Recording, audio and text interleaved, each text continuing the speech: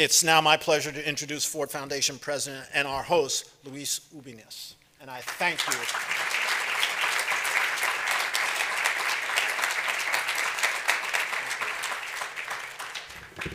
You know, the only person we seem not to have thanked, at least in the time I've been here, is Ronna Brown.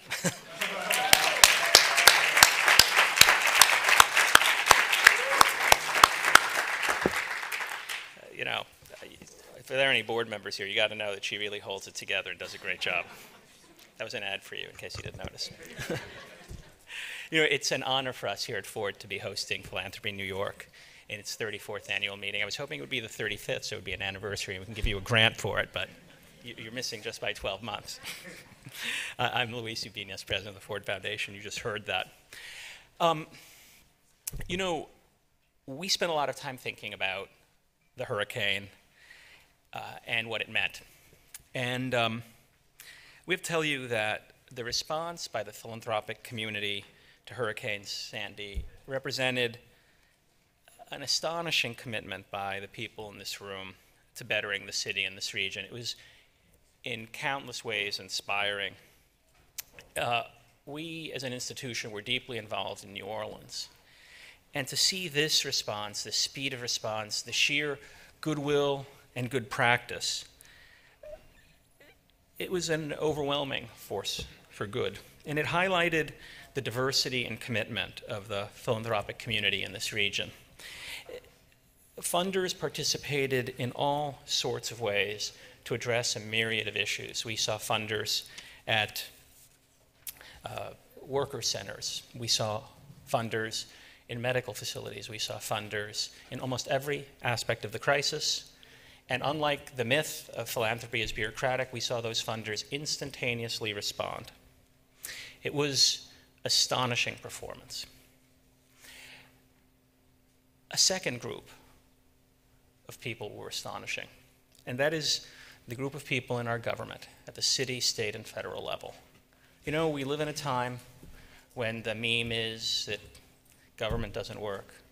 But the reality of the situation is that when you speak about people like Secretary Donovan and his team, so many others, people who are with us here today, you're talking about extraordinary leadership during the response to that devastating storm, but also just extraordinary leadership every day at HUD.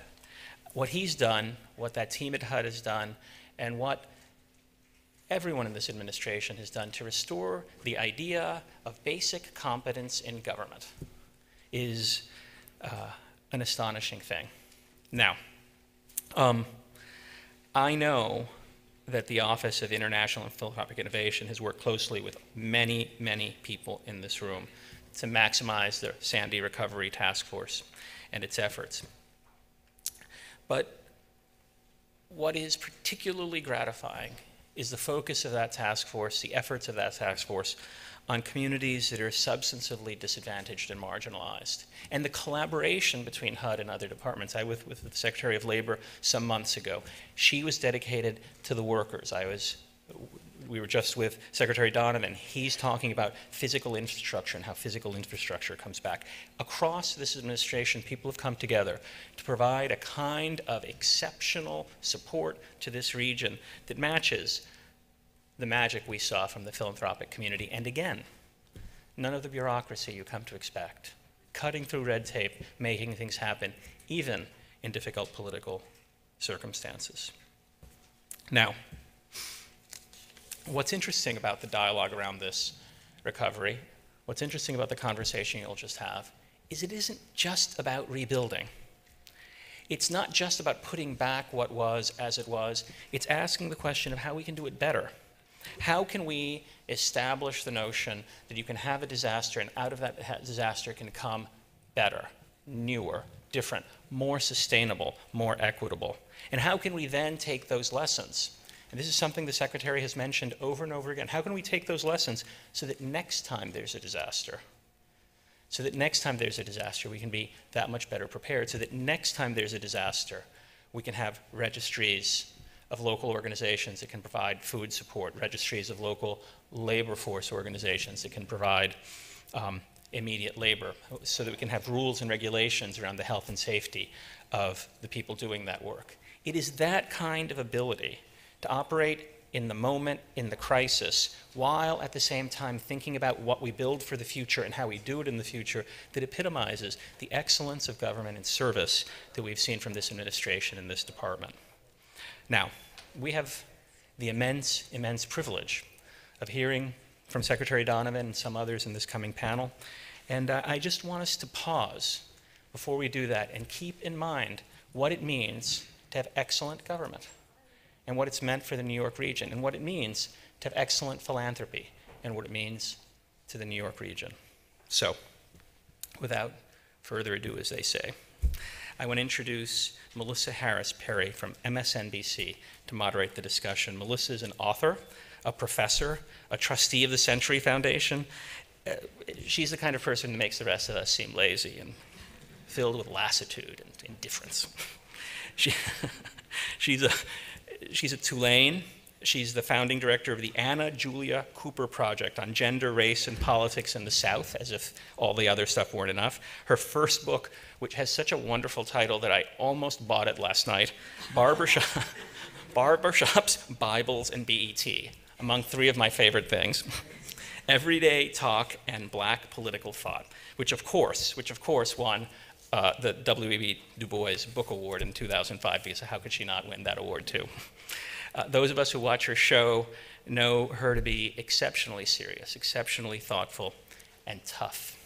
And she is going to guide us through a conversation that's important. And without further delay, let's invite her and our guests to the stage.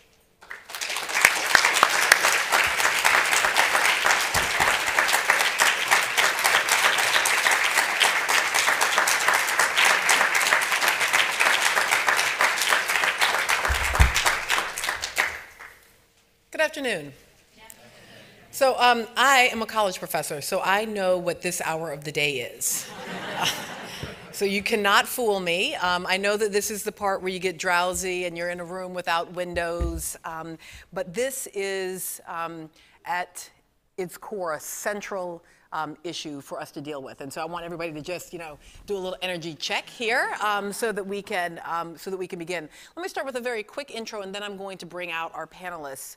But I just want to, actually, let me bring out the panelists first, and then I will do the intro so they can hear me. So first I want to bring out Secretary Shaun Donovan, who's Secretary of Housing and Urban Development.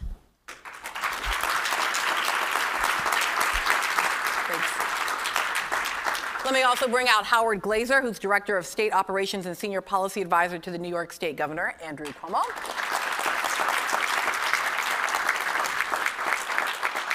And also Seth Pinsky, who is the President of the New York City Economic Development Corporation. So here's how we're going to run this, just so you have a sense of it. I'm going to do a very quick intro here. Then I'm actually going to turn the podium over to Secretary Donovan for a bit, who is going to have to leave us a little bit early, and so I want to give him an opportunity to speak. Then I will open up to our other two panelists, and we'll have as much conversation as we can, all four of us.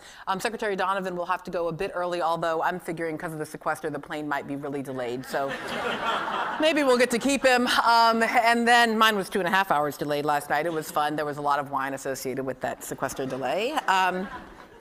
Sorry, I travel a lot. But let me start by saying this. I think we have a very quirky social contract in this country.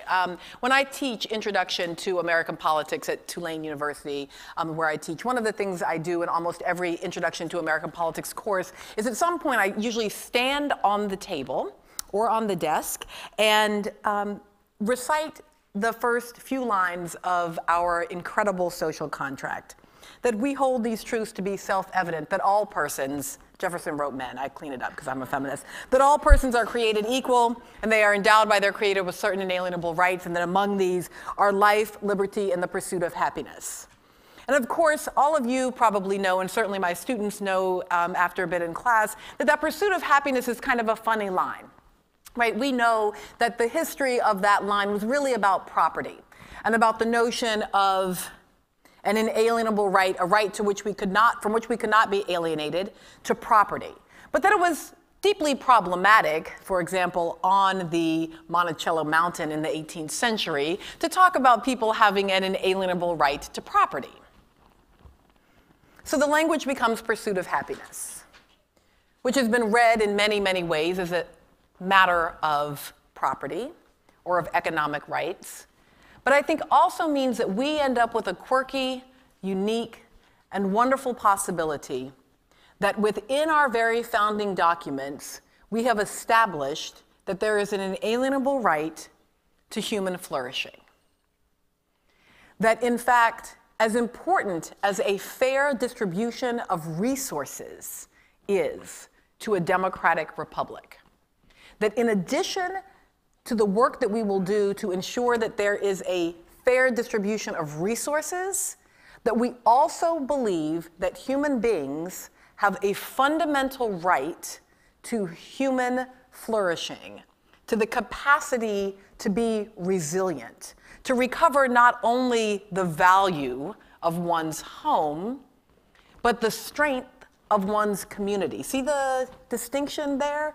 And so what I want to do is today give us an opportunity to talk about recovery and to talk about resilience with the broadest possible perspective, both thinking about how we make economic recompense on the back end of disaster, but also potentially how we can think much more strongly about the question of human and collective flourishing, which I think is inculcated at the core of our social contract. So we'll start with the Secretary of Housing and Urban Development.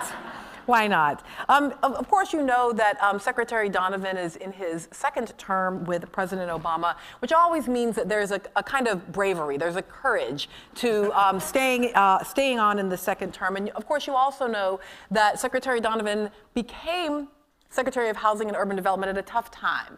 It's certainly one of those moments where you think, oh, I know when I'd like a job running HUD. Right in 2009, as the whole thing comes crashing down. And of course, in the first term and now into the second term has dealt with fundamental questions of how disaster continues to impact the questions of housing and community and of cities. Secretary Donovan inherited the post-disaster reality of my city, the city of New Orleans, and has now been charged as of December of 2012 by President Obama's executive order creating the Hurricane Sandy Rebuilding Task Force as chair of the new sort of question of how we will recover collectively from disaster. So I will turn it over now to Secretary Donovan.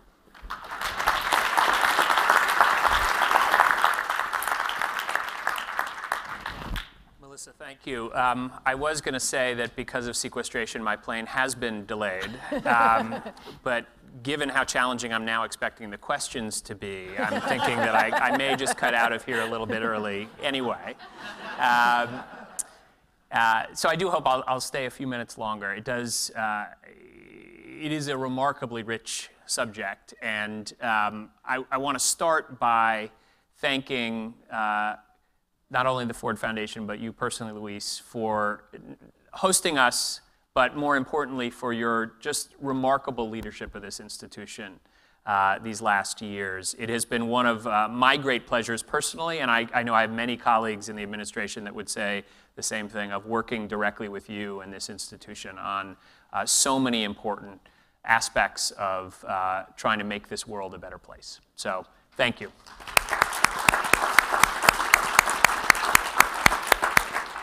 I also would say thank you to all of you gathered here today.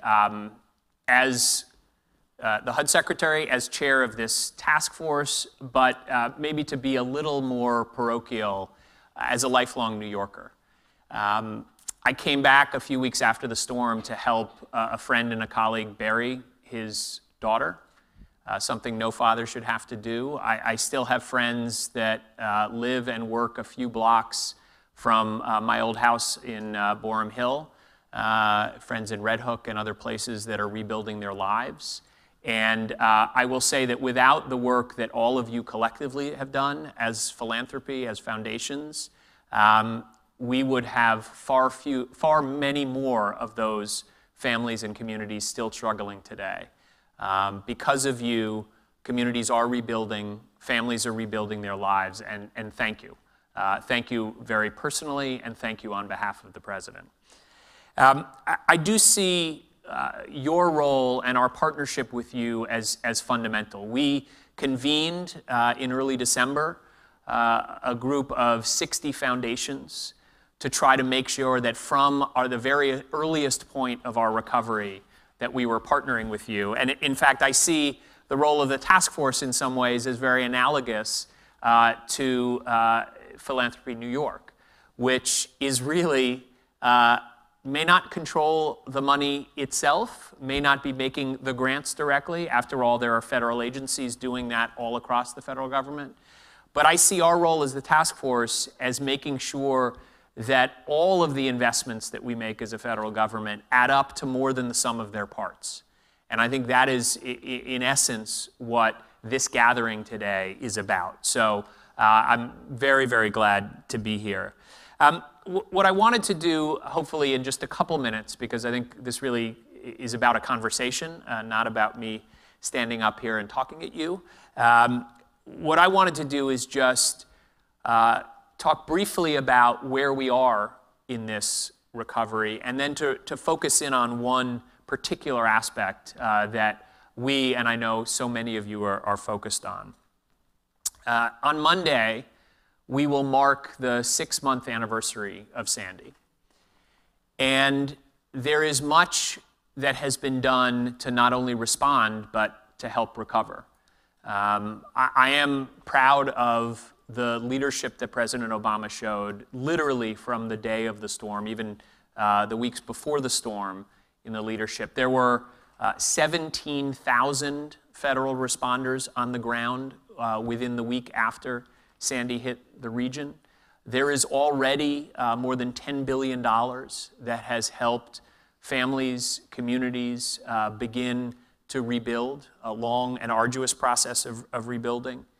I'm proud of the partnerships that we formed not only with you, but with the city and the state. There are tens of thousands of families. We literally, as we were sitting around after the storm, predicting how many families would be out of their homes for months, if not years, and expected that number to be in the tens of thousands.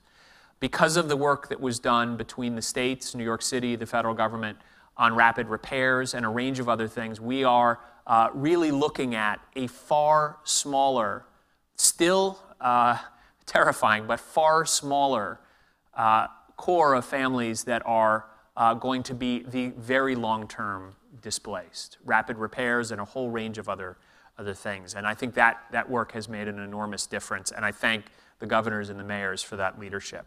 And thank Howard and Seth particularly for their leadership on that. But we have much that is ahead of us. And today also marks an important milestone.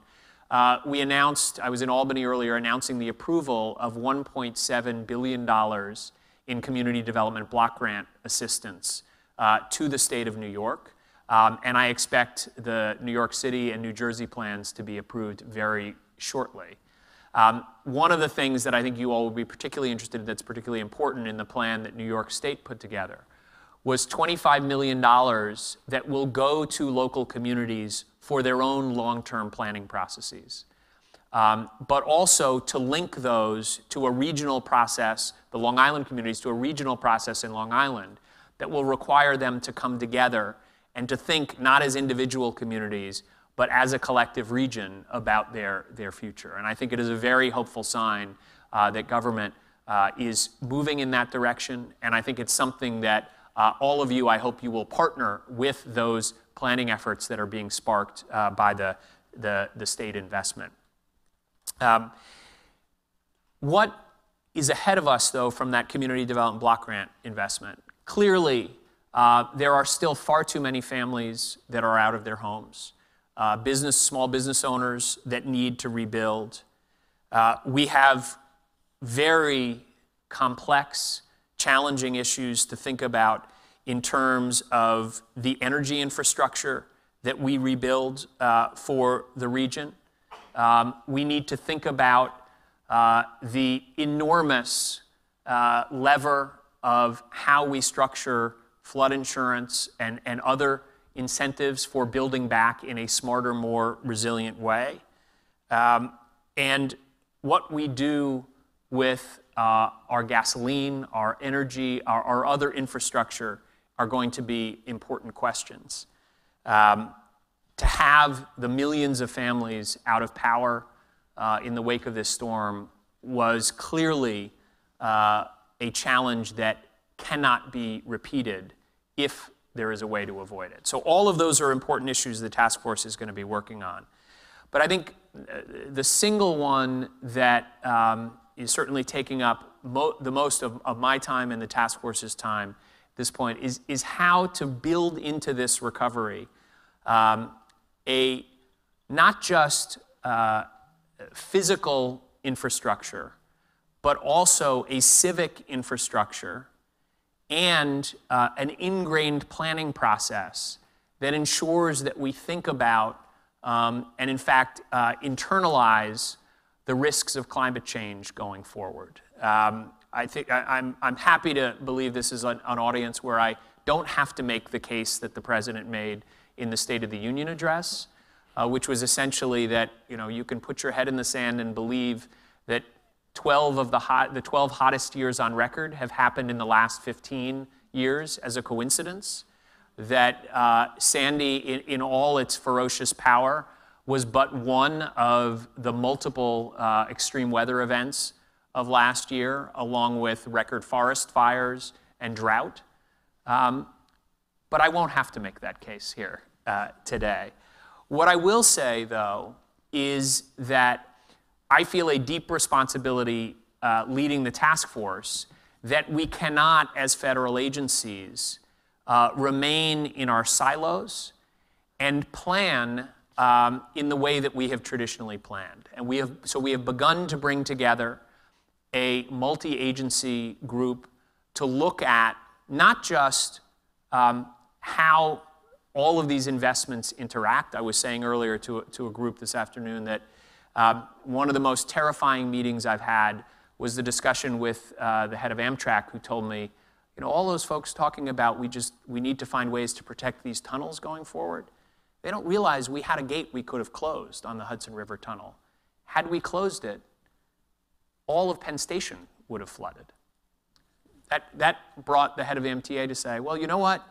If it hadn't been for the Battery Tunnel flooding in Lower Manhattan, the East River would have met the Hudson across Canal Street. So I say that to say that all of the work that we do in recovery that is about resilience and mitigation is deeply interconnected. And so we in the federal government need to be deeply interconnected as well. Not just to make sure that the plans that a transit agency have interact with the plans of New York City, but that we are also coming together to think of what inspired ideas might not be on anybody's list. And one way that we plan to do that is to sponsor an international design competition for ideas that come from around the world, from expertise that unfortunately the United States is only catching up on in some cases. Countries like the Netherlands and others that have lived with this kind of risk and adapted to it for so long. We must learn from those examples. And so we will be hosting on May 8th a session that I hope all of you will be able to either attend or send ideas for, to try to structure this competition in a way that both brings us the best possible ideas about how to help this region recover in a truly resilient way, but also to make sure that it is connecting to the work that you are doing on the local level, in your communities. The city, for example, and the state are investing in local planning processes that must be connected to this. And so we want your input in helping to shape that today. Ultimately, this must be not just a way to help this region rebuild stronger and smarter. It needs to be a wake-up call for the nation to do recovery differently as we go forward. And I certainly take that as my mandate. One of the ways it will be different is that I hope in every disaster that we face around this country, you all will be at the table as you have been from the very day that Sandy happened, and you will be important partners until we are finished with this long and difficult recovery process. So thank you.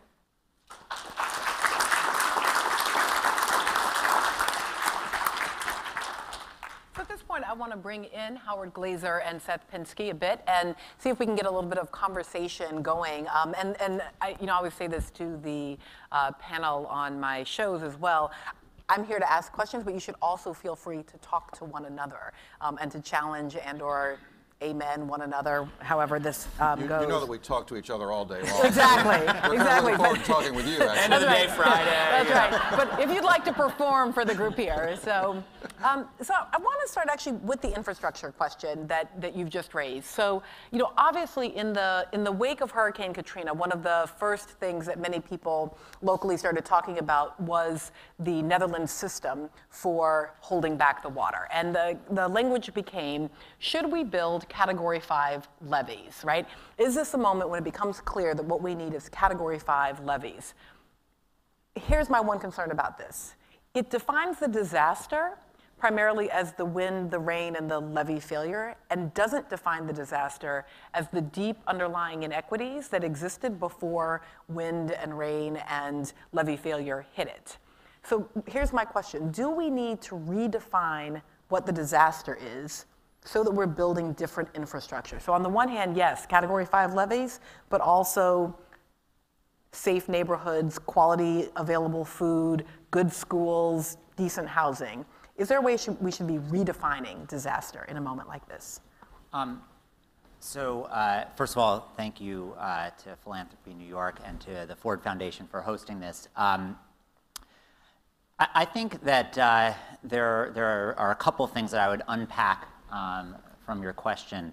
And I think the first way I would answer your question is that, in fact, we would be making a mistake if we took the response to Hurricane Sandy to be just, to be something that requires us just to prepare for the next Hurricane Sandy.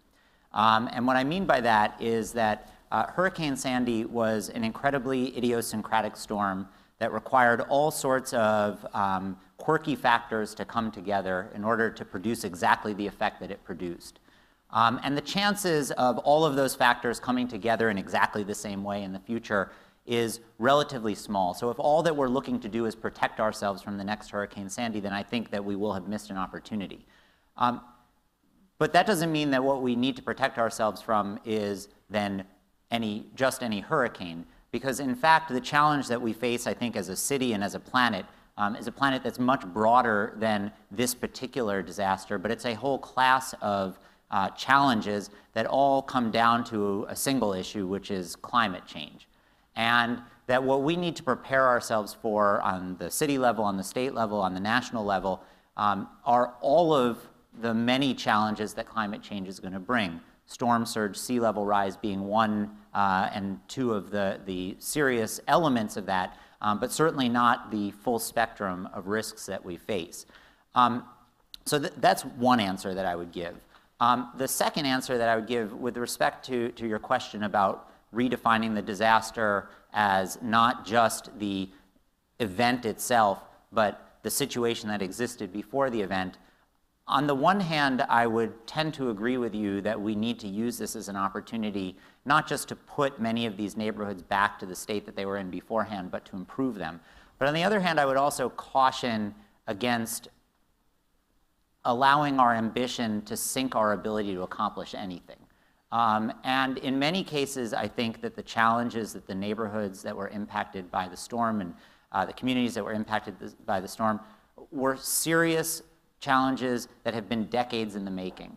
And if the condition that we put on any response to this is that we have to solve those challenges in addition to the very real challenges of repairing the damage that was done because of this storm and preparing for the challenges in the future like climate change, then the fear that I have is that we'll get overwhelmed or we'll get distracted, and we won't actually achieve anything on any of those fronts. And I think that, therefore, a certain amount of focus is important as we address this issue, but we also can use this as an opportunity while we're focused to also have ancillary impacts that are positive on exactly the kind of underlying problems that you described. I mean, a couple of quick points. Sandy was an equal opportunity disaster. Not like other disasters that I know the Secretary sees. I had the pleasure of serving with the Secretary at HUD when we were both Deputy Assistant Secretaries, and we covered a lot of ground together. And very often when you have a flood, you have a tornado, even to some degree a hurricane, they tend to be spotty in their damage. Not true of Sandy. The financial district of Manhattan, Wall Street, central to not only the country's economy but the nation, shutting down, as vulnerable and helpless in its way as the Rockaways, poverty-stricken areas of the Rockaways, middle-class areas of Staten Island, all affected a little differently each, but essentially all affected by the storm. The challenge there is, and I think it gets to the heart of your question and what Seth said, is the recovery an equal opportunity recovery that prepares all of these locations for the next Sandy or whatever the next storm brings. We can talk about that some more in detail. The Secretary mentioned one aspect of how the governor is very intent on making sure that that takes place, which is a bottoms-up approach to recovery. It's really two pieces. There is a top-down approach, just to be frank about it, because big infrastructure projects, and there's a lot of that happening here, energy, transportation, housing, literally the coastline itself that needs protection and repair. You can't do that on an individual community basis. That's what the federal government is for. That's what the state and city governments are for. So there's that piece of it.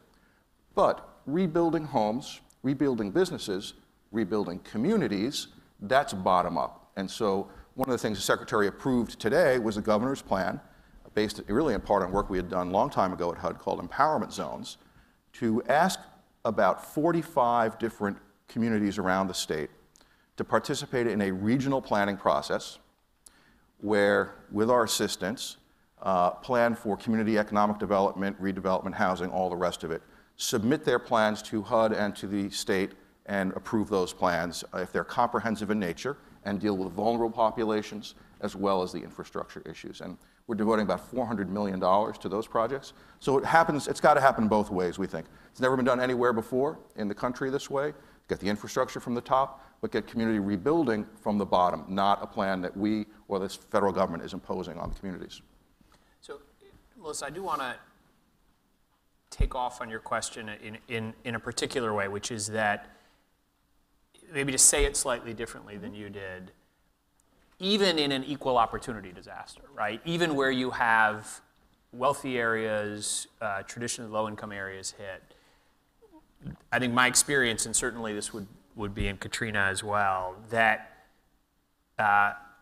there is no question that you have to take extraordinary measures in some cases to make sure that the most challenged communities, the ones that are left behind in the normal course of daily life, don't get left behind in recovery. So part of this is, I think, just the absolutely critical focus that you have on reaching families that are often not able to connect with government, not able to take advantage of resources, whether it's providing case management, whether it's doing particular outreach, or whether it's going above and beyond in the planning efforts in those communities. So I do think there is a duty, even in the keeping the recovery sense narrow, that you have to pay attention to those. But what I would also say, the risk often is, and New Orleans was a great example, FEMA paid to rebuild the schools where they were in the form that they were,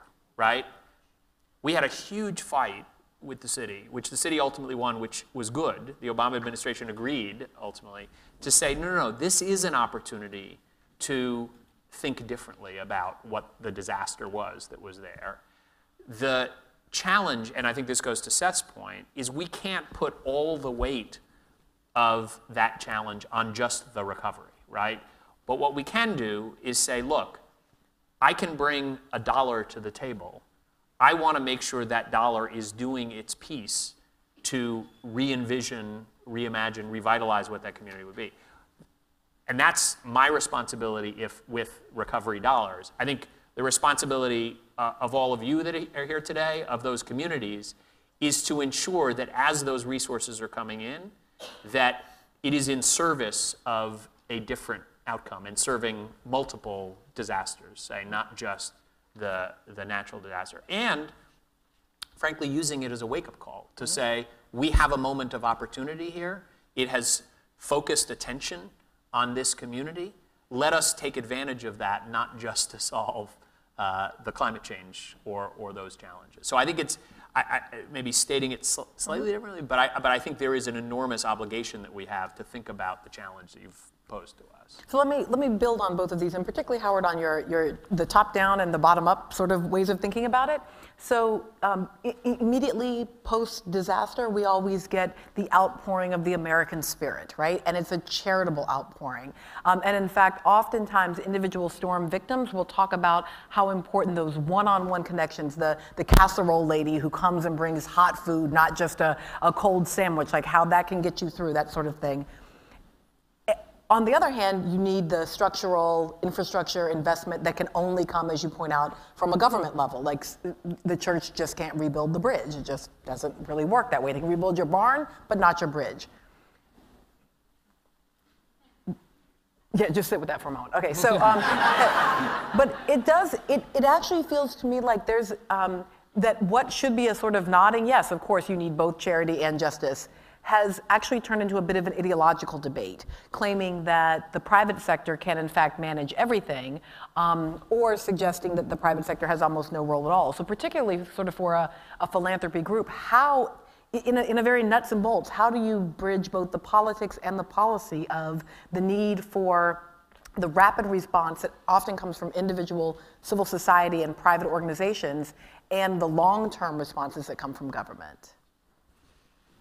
Well, I'll just make one quick point. I've been in a lot of disasters in New York State, sadly, in the last couple of years, and no one turned away, the Humvees that came from the National Guard or the emergency services because they were opposed to big government coming to help them. Okay, there wasn't a whole lot of that. So the ideology, at least in the moment, does get thrown out the window. You saw some ideology afterwards. Yeah. Secretary was right in the middle of it.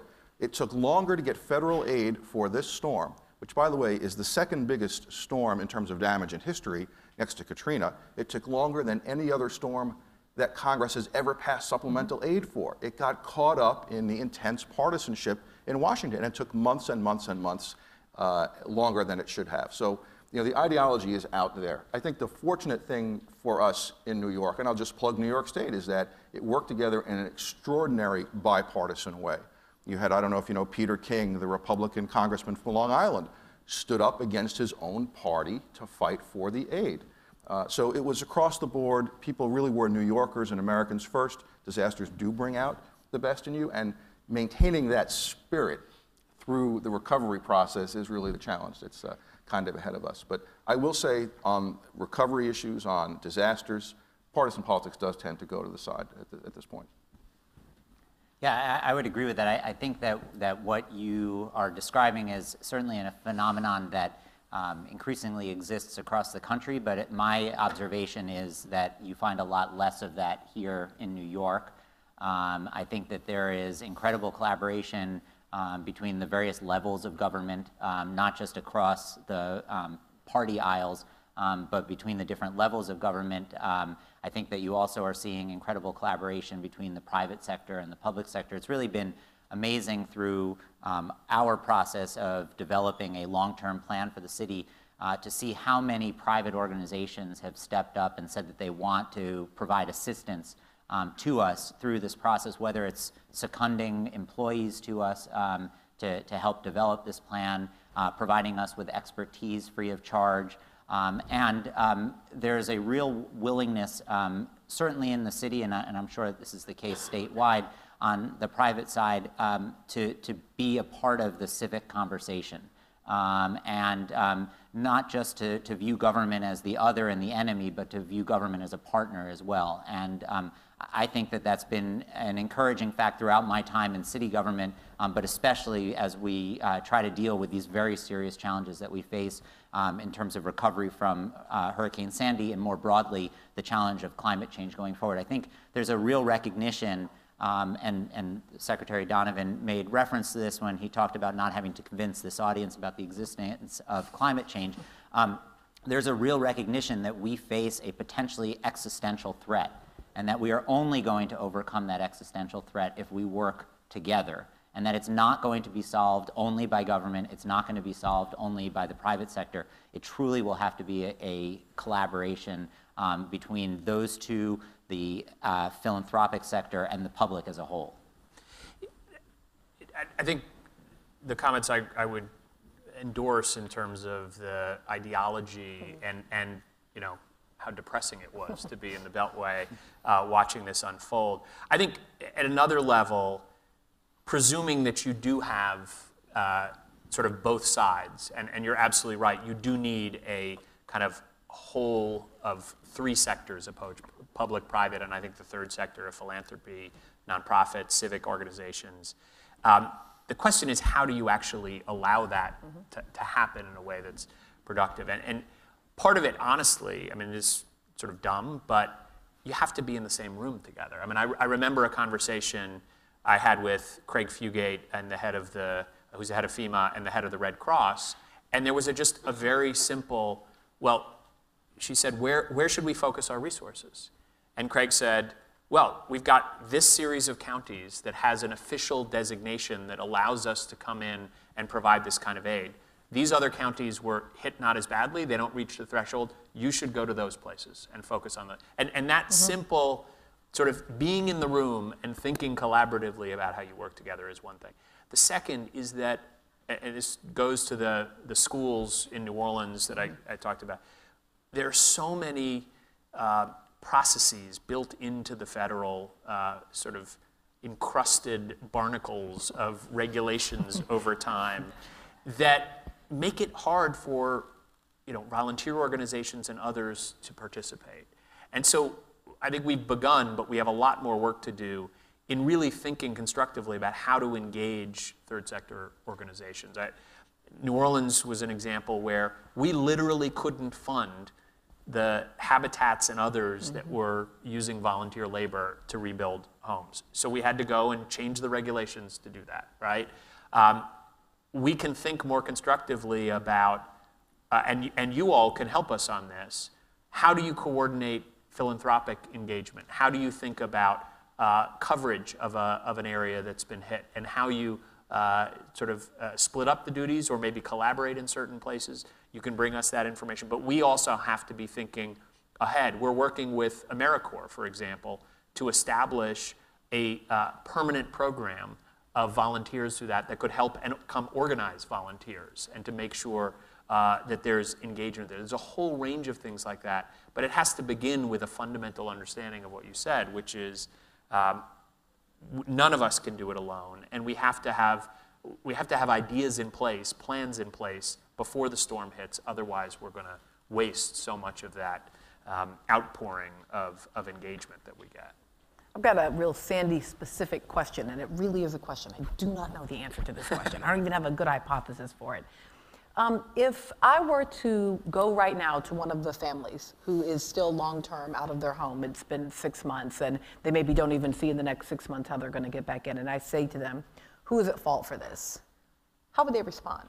Who would they see as being primarily at fault for them still being out of their homes at 6 months? Secretary, what's the answer? Is that your answer? Or is that... No, sir. It's my fault.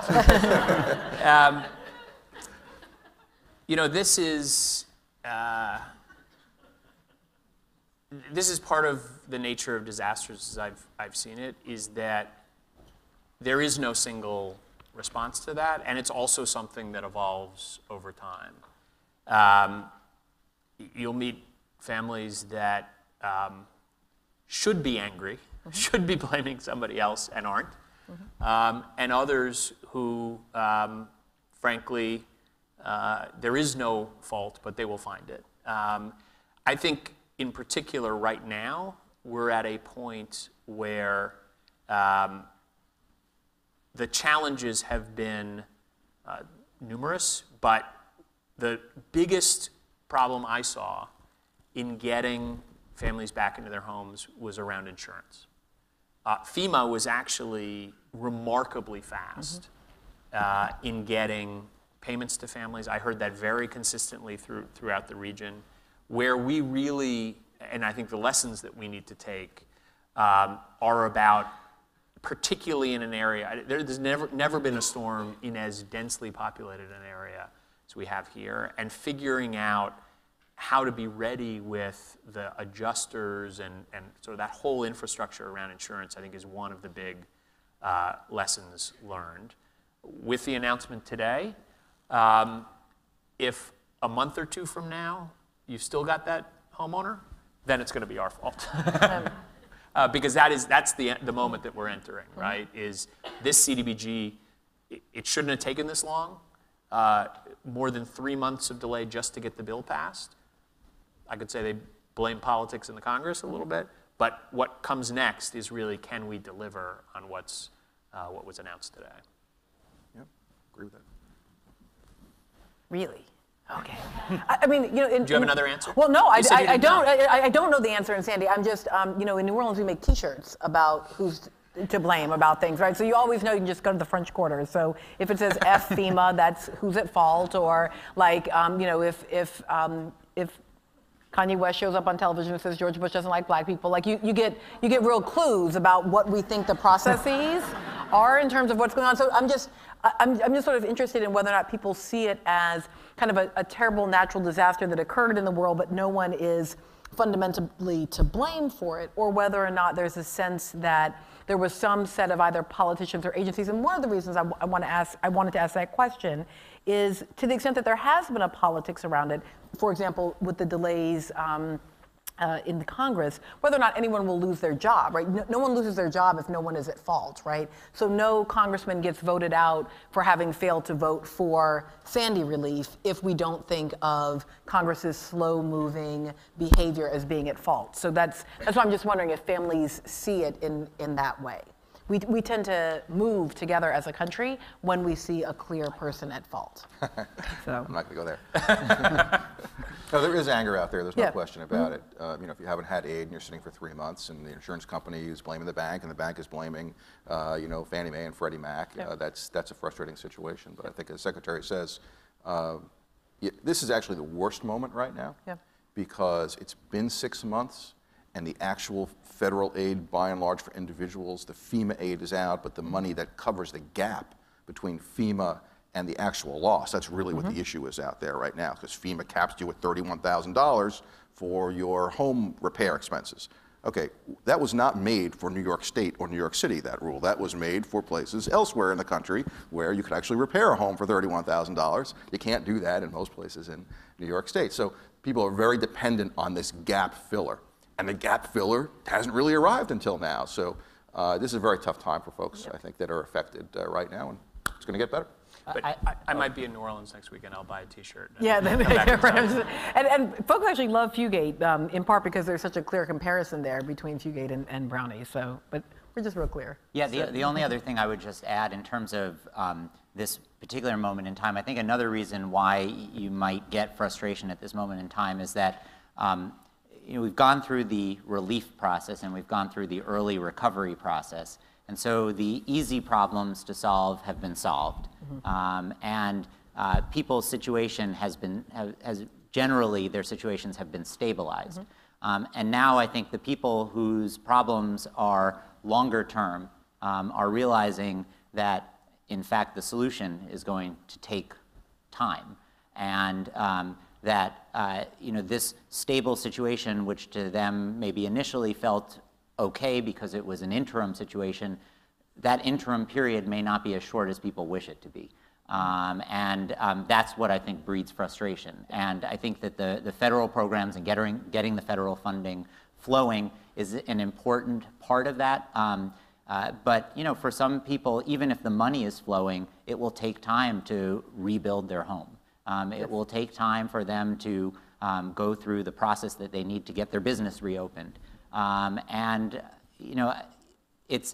It's multi-step. It's a multi-step process, and when your entire life has been upended, the last thing you want to be asked for is patience. And I think the last thing that people understandably have is patience.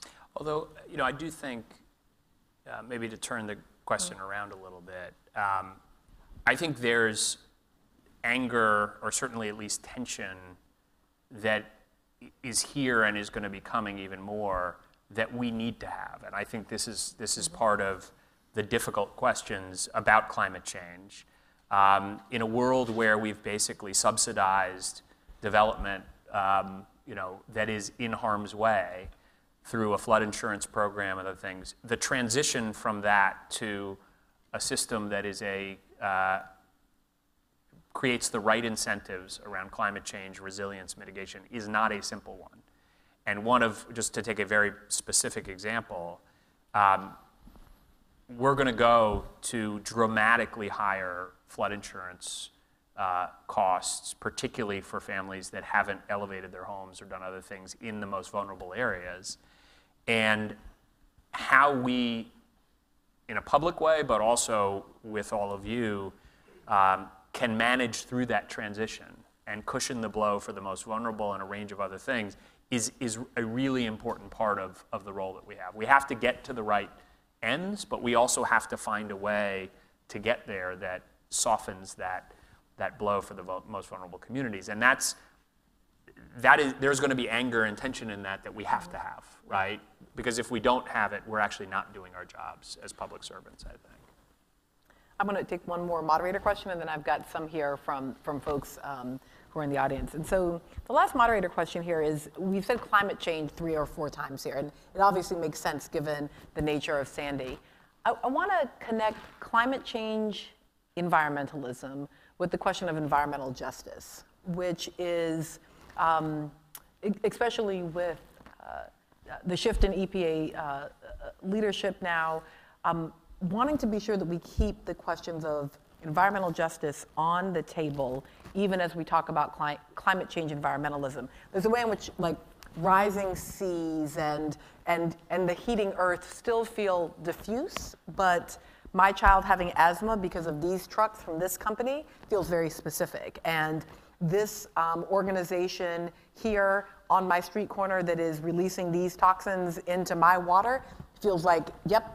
And I can, over and over again, all of the same communities that are most vulnerable to climate change are also those that are already most vulnerable to all of the environmental injustices that are more immediate on a day-to-day basis.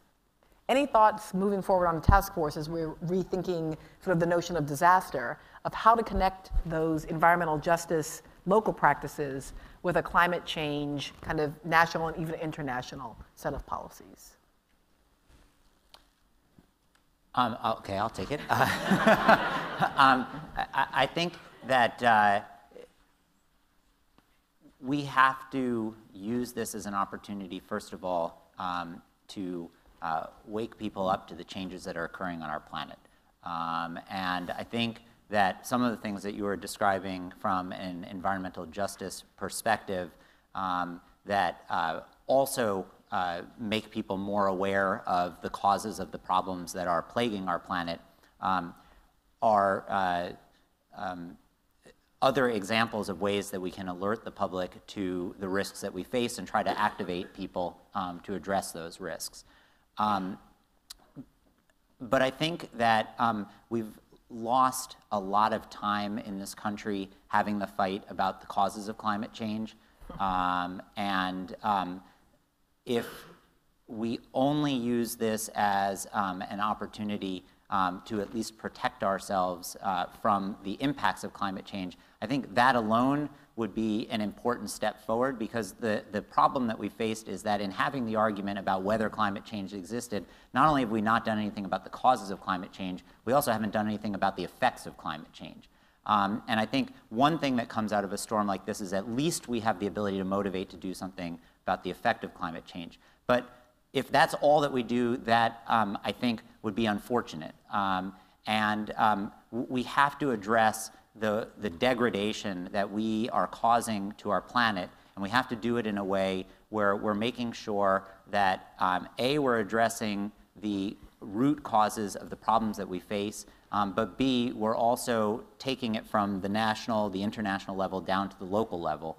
And we're looking at the communities that are most vulnerable, and we're addressing the needs there.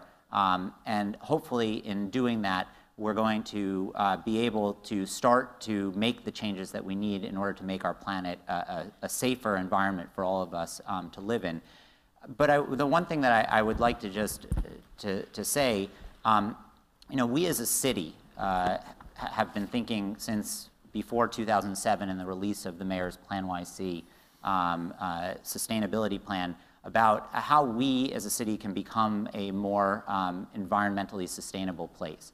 And environmental justice is a very important part of that plan. And we've actually gone a very long way towards addressing the carbon emission challenge that we face here. We had a goal of trying to reduce carbon emissions in New York City by 30%. We're, I think, over halfway towards that goal in real terms. But the problem is we're just one city. And even if New York City were to achieve every one of its goals and to reduce its climate emissions by 30%, we won't actually have made a dent in the worldwide problem. Yes, we will have provided an example for others. Yes, we will have addressed the problem for specific communities here in New York City. But this is a global problem that requires global solutions. And so I think that while on the one hand we need to think locally, and local is the place to start when you're solving global problems, if the local doesn't translate to global, then at the end of the day we won't actually have solved the real problems that we face. I want to push just a little bit on that because it feels to me like it works both ways. So I just had this thing on Tulane's campus. They had Recycle Mania, and all the dorms were like battling who could recycle the most. And I keep thinking like, but then that still means you made a bunch of waste. But anyway, so I went and talked to them about like acting locally, and yet you actually can't recycle your way out of climate change, right? So on the one hand, I absolutely get that. On the other hand, though, if we only think globally, so just as an example, the main market-based solution is cap and trade, right? So this has been presented over and over again as a fundamental way to start reducing emissions. But the fact is, what we know about how cap and trade then ends up working is that the communities that are hardest hit with the dirtiest polluters are the ones that then end up just trading. So if you live next to that, if you live there, right, even if it has a positive global impact, it may have absolutely no local impact. So I guess part of what I'm asking is, how do we not only take the local global, but how do we make sure that the global cares about the local? So I would go back to your original question. I don't actually see that much difference between, you described it, I think, as the climate change environmental movement and the environmental justice. The challenges are the same, in my view, because you have to, and it goes to this sort of national-local question, you have to focus on the local impacts, and those need to be heard and felt in order to move the system, right? And so, as you said, if something is abstract and nobody or very few people pay attention. If, on the other hand, you can point up the fact that what are the places that are usually hit by climate change, right? Who lives in the lowest lying neighborhoods in New Orleans or in Minot, North Dakota, or in Staten Island? The poorest folks often, that's why the land has traditionally been the lowest valued. The housing conditions are the worst, which makes them most likely to be damaged. So I think it is about, both in terms of communications, but also for the foundation world and others, to raise those stories that connect the very global to the local impacts. And that is something that is incumbent upon us to recognize it, as I said earlier, to make sure that we're shaping our response so that it is ensuring that the least likely to be helped actually do get help. But it's also about everyone in this room and the media, I think, as well, focusing attention on what are those very low. And that is the opportunity that we have, right? Let's recognize that Sandy has raised this issue to a level where there is now focus and attention on it. Shame on us if we don't actually take advantage of that moment. And in part because the media live in New York. This is one of the things about when disasters happen in New York is they often do get, so, not long after Sandy, there was then the winter snowstorm, which I had to report on. And at one point, I just looked at the camera and said, so it's snowing in winter in the Northeast. Storm of the century, I'm sorry. Which is, of that course, went over big. Yeah, they didn't ask me to do any more weather reads after that one. Okay, so let me turn to some of the questions in the audience, or do you want me to pull these from the... Okay, we'll turn to you guys, because I think I actually sort of tried to incorporate some of these as I talk. Yeah.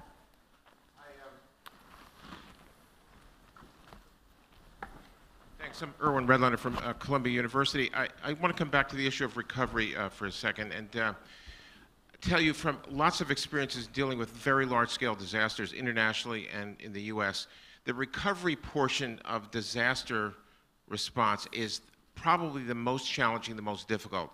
It's not the drama of the initial response and everything that goes along with that, but the complexity of recovery is one of the actual barriers here because there are so many competing agencies, organizations, agendas. It is really complicated. It's a matter of roles of the federal government, the states, the local communities, private sector, insurance companies. I was out in Brick Township a week and a half ago.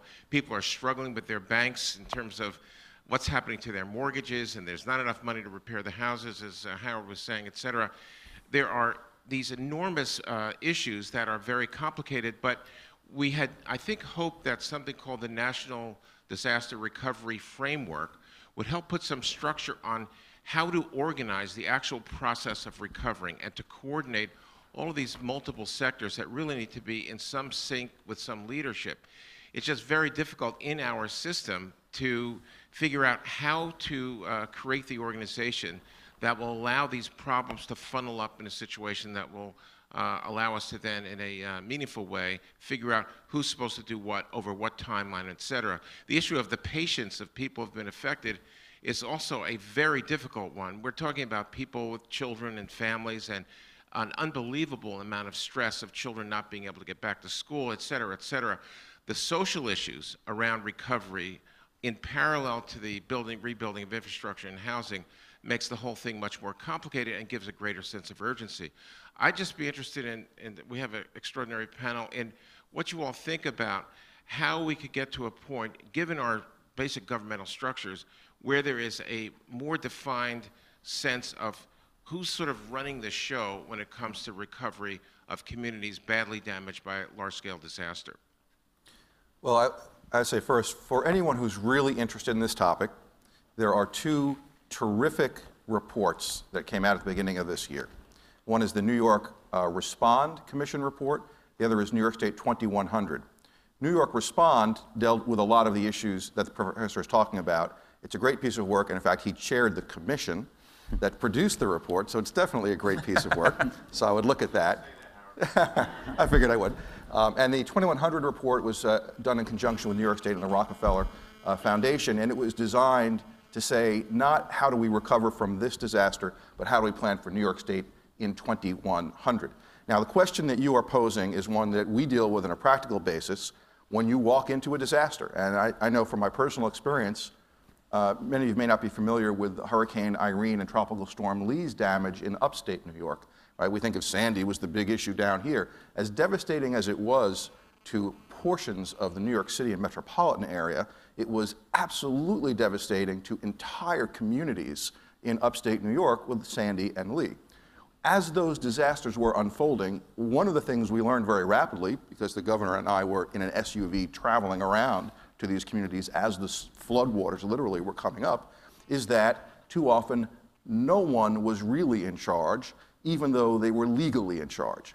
You go to a county in upstate New York, while the floodwaters are rising in a way that they never prepared for, never trained for, yet they have the legal authority to do it, they really don't have the capacity. And in truth, the state's planning for those things hasn't yet caught up with the new realities of this climate. The governor's fond of saying we have a once-in-a-100-year storm every other year, at least in New York right now. So we do have to get up to that reality as well. Even in more sophisticated areas that you see in Long Island, you see in downstate New York, the issue of who is responsible for what during a disaster is not that easy to figure out. We had, Secretary mentioned, thousands of people coming in from FEMA. You've got thousands of people coming in from the state. You've got the county. We respect each other's jurisdictions. You saw what happened in Katrina when there was sort of deference to a locality that didn't have the capacity. One of the recommendations that you made in the report that we are adopting now is that you have got to be able to assess really, is a locality capable of dealing with this type of disaster, whatever it might be. And we're talking about everything from terrorism to hurricanes to tornadoes to different types of floods. And at what point does a different entity take over, and is that line of communication clear? A lot of political issues there. You know, at what point is the state of New York going to say to the city of New York, you're only qualified for Category X disaster, so New York City Police Department, the New York State Police is going to come in. You know, you don't really see that happening.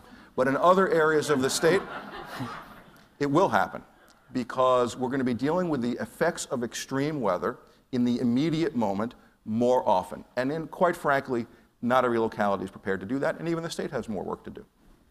Yeah, and I would add to that that I think that recovery is certainly more challenging in some ways than relief, because the focus has often drifted when you move out of those immediate needs and as you said, the drama. And I do think that the overlapping governmental jurisdictions in an area like New York certainly makes recovery challenging. But I really believe actually that we're fortunate in New York, both because I think we have multiple levels of very competent government, and also because we were not impacted by Sandy in the way that, say, in New Orleans was impacted by Katrina, where in New Orleans, the city was literally knocked to its knees. Here in New York, much of the city was knocked to the knees, and the people who suffered really, really suffered badly. But overall, the city was able to, after a few days, begin to function again relatively normally. Yeah. I think the bigger challenge that we face, and I keep coming back to this theme, but the bigger challenge that we face is not so much the recovery, although the recovery is something that we all have to keep our eyes on and make sure that we do right.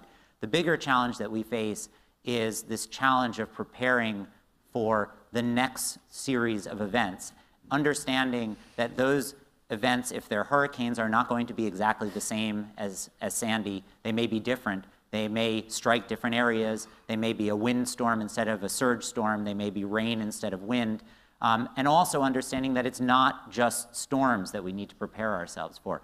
That, I think, is the much more challenging piece of this puzzle, because it's very hard to tell people who went through what they think is the worst storm that will ever hit our area and who weren't impacted this time, that in fact they are vulnerable. And tens of thousands of buildings, hundreds and hundreds of thousands of people, and thousands upon thousands of businesses are in fact vulnerable, even if they weren't impacted by this storm, and we have to start preparing for that today. Eric Kleinenberg from New York University. This is a great panel. And I think my question follows up from Irwin's as well. I think a lot about this recovery process and rebuilding process. And kind of on the one hand, $51 billion from the federal government seems like a lot of money, and whatever cut will go to New York City will be substantial. And it's exciting to hear that there's $25 million in block grants for communities. But I've spent a lot of time in places that have been very hard hit. And my impression is that that might not be nearly enough to think about rebuilding for the kinds of challenges that are coming in the future.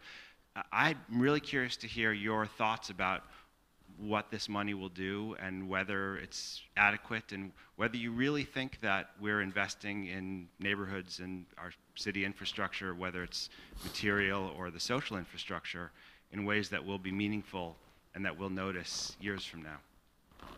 So I think if you think about the recovery as whether you use the $60 billion number, the post-sequestration, 57.5, we've lost already. And what I mean by that is that this has to be an opportunity to put in place the rules and regulations, the civic infrastructure, to guide what will be hundreds of billions, if not trillions of dollars over the next few decades to build in a different way, right? And that is things as simple as, what does the flood insurance program require? But it's also things as complex as how do you teach children to actually think about the risks of climate change and the way it affects their day-to-day lives. Somebody we're lucky to have now working with the task force is here, Henk Ovink, who was I just love to say his whole title, Minister of Spatial Planning and Water Affairs in the Netherlands. And when I was traveling with him in the Netherlands over New Year's, my kids were there, and we visited this enormous barrier that had been built, which I can't pronounce. And they have a child learning center there, and they hand out little sponges in the shape of the Netherlands and all kinds of things. But there is a kind of intentional program to have children grow up thinking about climate change and the way it affects their home, their neighborhoods, in a way that is very powerful in the long term, right? So I think the question is, how do we think about, obviously we've got to do the right thing with the tens of billions of dollars we have now, but how do we do community level and regional planning in a way that every time we design a park, every time we rebuild a road, every time we rebuild a house, we're doing it in a way where we've set the sort of course that over time, our neighborhoods, our families, our regions are going to be more resilient. And really, ultimately, the test of what we're doing isn't going to be what this community looks like in 2 years or 5 years. It's more like what it's going to look like in 50 or 100 years as to whether we've really been effective in the recovery. And we have to be doing both things. We have to be thinking about these dollar investments, but also setting up, pulling the levers that will shape that over the long term.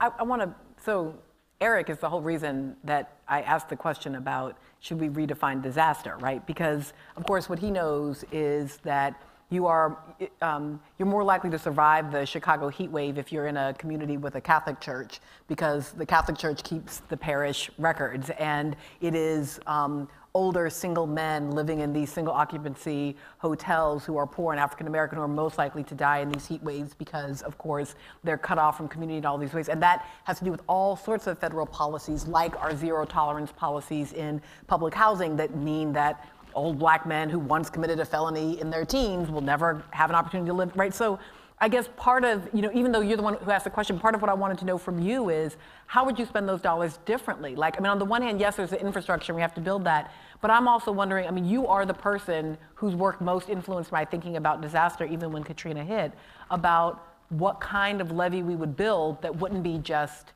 a physical barrier to the water.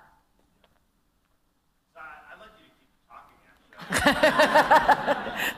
Sorry, I love your book. I teach your book in whatever class it is. First ladies, I teach heat waves, so yeah. I've forgotten those parts of the book. I wish that there were an easy policy for this, and it's why, I don't love this question about who's to blame. I understand that in real politics, it's nice to say, yes, Browning's fault. Right. Or that's about Bush. The answer for why we're not very well prepared is because we've collectively failed to deal with this problem. And that goes down to every one of us who has failed to convince the people around us that climate change is worth them changing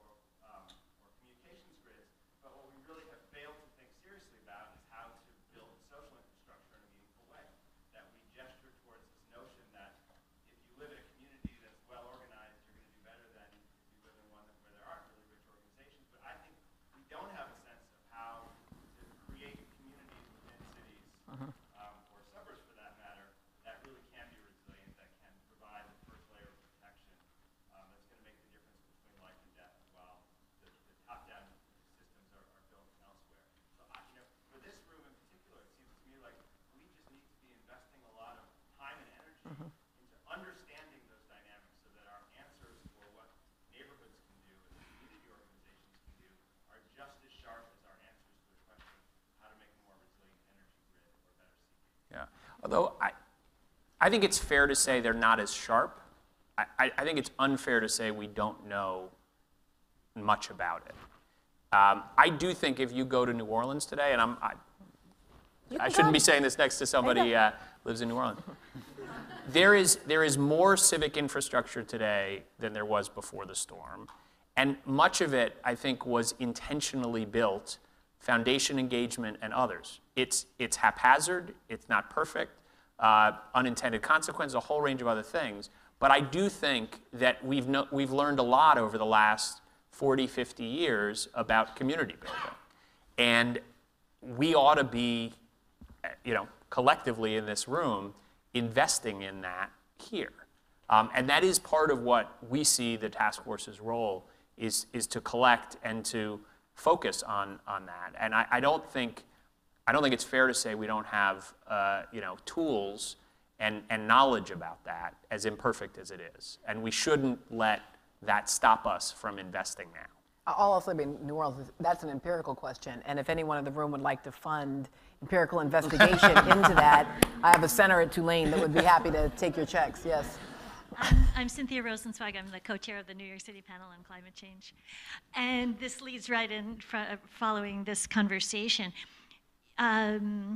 Secretary Donovan, you mentioned the government, the private sector, and the civil society as three groups. I think that we also have to transform the relationship of those three to the knowledge providers. Because what we're really talking about now is a part of the transformation needs to honor in every place and build the relationships so that those studies can be done, and then so that the deciders, decision makers can have the best knowledge. And this also has to be done so New York City is really an example of, Mayor Bloomberg created New York City panel on climate change in 2008, actually. But now the National Climate Assessment is beginning, that process is sort of just beginning to create the kind of knowledge that we really need in an ongoing way. So I just hope that we can really, in this, it's as part of the transformation, work on the relationship with the great colleges and universities, great researchers as well, because the climate system is evolving, we're never going to be able to give the answers once and for all. And I have a book for you from New York City Panel on Climate Change. Nice. Amen. Yeah. Good afternoon. I'm Mark Thomas with City Limits. I'm curious to hear your response on housing affordability. I think many of us who live in the city, once the hurricane happened and we started to talk about rebuilding and reimagining our communities, one of the concerns of affordability became an issue that I think is dear to all of us. Unfortunately, I'm going to have to run to that flight. I've stayed my extra half hour. Look, this, I think the main new challenge around affordability, I think in the long run, the scale of the devastation of Sandy and what will change in terms of our development patterns, there's short-term affordability effects.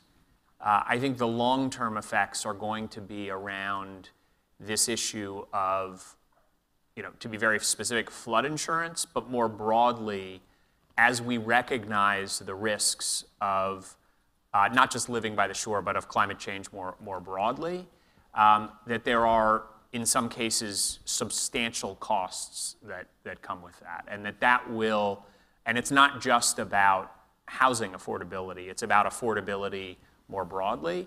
And that is going to be a major challenge for coastal areas going forward. If we, and this is the tension I was talking about earlier, if we do this right, we have to be explicit about that and honest about it, and we have to find ways through taxpayer dollars to help folks through that transition, whether it's the cost of elevating their home or it's passing legislation that will create an affordability provision for low and moderate income people in the flood insurance program, which does not exist. That's the one major change that the administration, Craig Fugate, are going to be fighting for in the flood insurance program.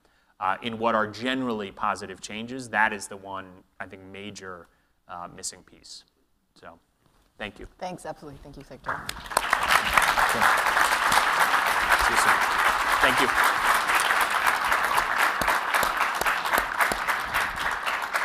I think will probably be our last question here. Yeah. I was hoping we could turn back to the insurance question for a moment, because I do agree with you when you're out in neighborhoods right now and talking to individual homeowners and business owners. I apologize, I'm Linda Manley from the Lawyers Alliance. That the greatest frustration is aimed right now at the insurance companies and maybe the gap and the flood insurers pointing their finger at the property insurer and the property insurer pointing the finger at the flood insurer. And the problem is that any individual homeowner or any individual business owner really lacks the leverage and the resources to fight the insurance companies. And I know the state has established the mediation program to try and help individual homeowners, but I'm hoping that there's a government solution, if not for this disaster, for the next disaster, that makes it clearer which insurer has responsibility for covering which damage. And I was just hoping you could address that. So just I would say short term, long term. On the long term, I think Secretary was just talking about flood insurance changes that are really important because we're seeing the flaws in the system. On the short term, you're exactly right. Everybody's pointing the finger at everybody else. One of the major problems that we have seen that was kind of unanticipated is that even when the private insurers were writing checks, because we looked at the numbers, like the numbers in the early months were actually pretty good. There was a lot of money going out from the private insurers, and yet the complaint line that we had said people weren't getting the money. So it wasn't adding up. What was happening is that for a home with a mortgage, you had the check, at least a part of it, was going to the bank. And the bank was going to hold on to the money until they had an agreement with the homeowner as to exactly what the work was going to be done, to this code, to that code, so they were holding on to it. And you had, that's like one small example of a lot of these kind of things that were going on. So on the short term, I'll give my New York State plug. I mean, if you literally have people that have this problem, the State Department of Financial Services has been very aggressive. They have a hotline exactly on this, and we have 350 people who are doing nothing but riding herd for individual casework on banks, private insurance companies, and the National Flood Insurance Program, which initially didn't send enough adjusters in. So nobody was really prepared for the magnitude of this. So I think it's just triage in the short term. We're sitting on everybody as hard as we can, and then a better program in the long term. And I believe the Secretary's got the right track on that. Yeah, and the one other thing I would just add is that there's another layer of challenge that we face, which is a lot of people are talking about the challenges that people who had insurance are having in collecting the money. The Secretary was talking about the challenges that people who have flood insurance are going to find as their premia rise. The third challenge is the people who didn't have insurance at all.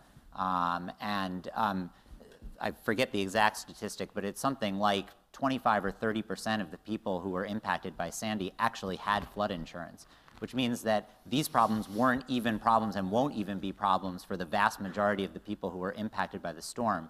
And we have to figure out how to get those people covered in an affordable way as well. I think also, just part of what gets lost in our insurance conversations is renters. And, renters have content coverage sometimes, but the ability to make renters whole, and even our absolute disinterest as a collectivity in making renters whole. Like, if you didn't own it, meh. And like the people that we talk about as relevant people are voters, taxpayers, and homeowners, right? But particularly on this notion of who is made whole in the context of recovery, if you're not the homeowner, right? That, yes, all that. All right, so I want to,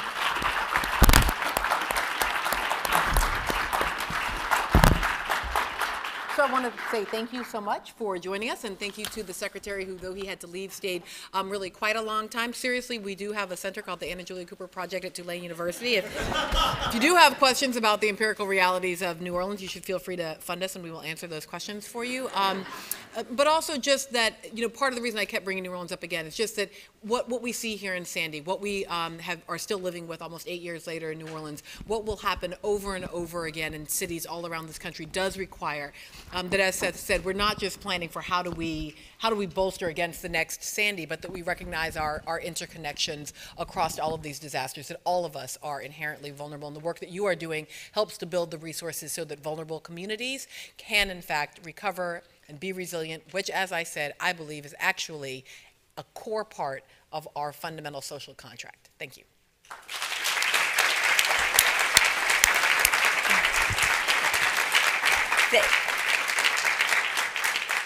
Our deepest thanks, Melissa, Howard, Seth, and of course to the Secretary for a fascinating beginning conversation. We clearly have a lot more to do. We invite you all to join us now for a reception. So please come on out and keep the conversation going. Thank you, and thank you all.